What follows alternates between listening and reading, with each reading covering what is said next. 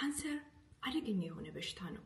በሰውነታችን ውስጥ የካንሰር ሴል እንዳለ ስናውቅ ከዚያች ደቂቃ ጀምሮ መሞት እንጀምራለን። ምክንያቱም በሕክምናው ዙሪያ በካንሰር ላይ ያለው ተስፋ በጣም ጠባብ ስለሆነ የዛሬው ኢንፎርሜሽን በካንሰር በሽታ ፍርሃት ውስጥ ላለን ሰዎች ጥቂት ተስፋ ይሰጣል ብዬ አስባለሁ።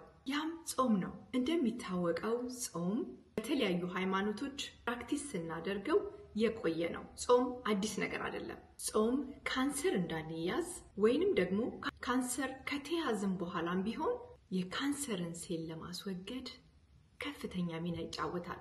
ጾም ዳሜጅ የሆኑ ሴሎችን ወደ ካንሰር ሴል እንዳይቀየሩ የማስወገጃ ዘዴ ነው። እነዚህን ሴሎች ከሰውነታችን ውስጥ የሚያስወግድበት መንገድ አውቶፋጂ ይባላል። ለ72 ሰዓት በውሃ ብቻ ስንቆይ በሰውነታችን ውስጥ ስቲም ሴል ወይም ያንግ የሆኑ ሴሎች በቁጥር እየጨመረ ይመጣል። ካንሰር የሆኑ ሴሎችን ለማስወገድ ጤናማ የሆነ ኢሚዩን ሲስተም እንዲኖረን ያስፈልጋል። ጾም ኢሚዩን ሲስተማችን እንዲታደስና ጠንካራ እንዲሆን ያግዛል።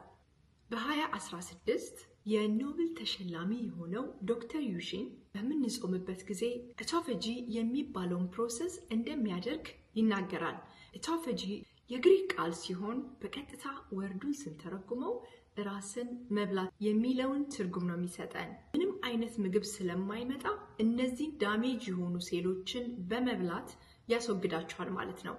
በመሆኑም በጾም እነዚህን የመሳሰሉ በርካታ ጥቅሞች ስላለው ብዙዎች ረዘም ላሉ ቀናቶች በመጾም የካንሰር በሽታ ራሳቸውን እየጠበቁ ይገኛሉ። በካንሰር በሽታ ለተያዙ ሰዎችም ጾም ከፍተኛ ተስፋ አለው። አንድ በካንሰር የተያዘ ሰው ኬሞቴራፒ ከማድረጉ በፊት 3 ቀን ቢጾም በሚያደርገው ኬሞቴራፒ ምክንያት ጤናማ የሆኑ ሴሎቹ እንዳይጎዱና የሚያደርገው ኬሞቴራፒ ውጤታማ እንዲሆን ጤናማ ያልሆኑ ሴሎችን ታርጌት ለማድረግና ለመግደል እንደሚያግዘው በርካታ ጥናቶች ያሳያሉ።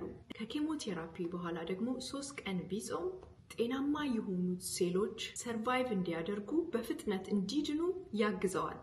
በዚህ ዙሪያ በቂ መረጃ እንዲኖራችሁ የዶክተር ቮልተር ላንጎ መጽሐፍ ገዝታችሁ እንድታነቡና በቂ መረጃ እንዲኖራችሁ አድርጉ። But then when you combine it with chemo and we combine it then with immunotherapy, when you combine it with hormone therapy, etc., that's where you see, in a lot of cases, we actually can drive the cancer down to zero or, really stop its growth for a very long time. ምን አይነት ሰዎች ናቸው ረጅም ጾም መጾም የሚችሉት የሚለውን ደግሞ በሌላ ጊዜ መጣበታለሁ።